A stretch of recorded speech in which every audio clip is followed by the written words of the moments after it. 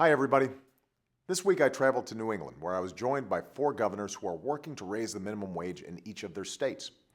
And they've also joined me in calling on Congress to raise the minimum wage from $7.25 an hour to $10.10 an hour, because it would give nearly 800,000 Americans in their states a raise and lift wages for about 28 million people across the country.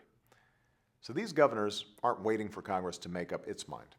And in my State of the Union address, I asked America's business leaders to go ahead and do what they could do to raise their employees' wages too. And increasingly, it's not just large companies like Costco or The Gap that choose to pay their employees higher starting wages.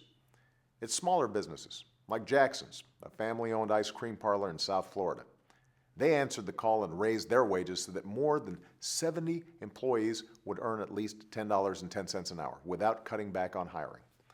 And 2 weeks ago, an Atlanta small business owner named Darian Sutherland wrote me to share a lesson his grandmother taught him, that if you treat your employees right, they'll treat you right. And Vice President Biden paid him a visit this week.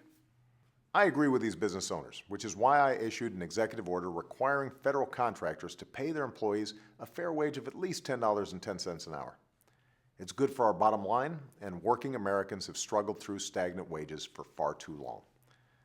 A clear majority of Americans support raising the minimum wage because we believe that nobody who works full-time should have to live in poverty. About half of all Republicans support raising the minimum wage too.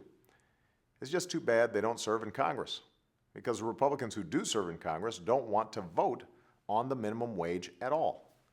Some even want to get rid of it completely. Seriously. That's why what business leaders and everyday Americans are doing to raise wages is so important.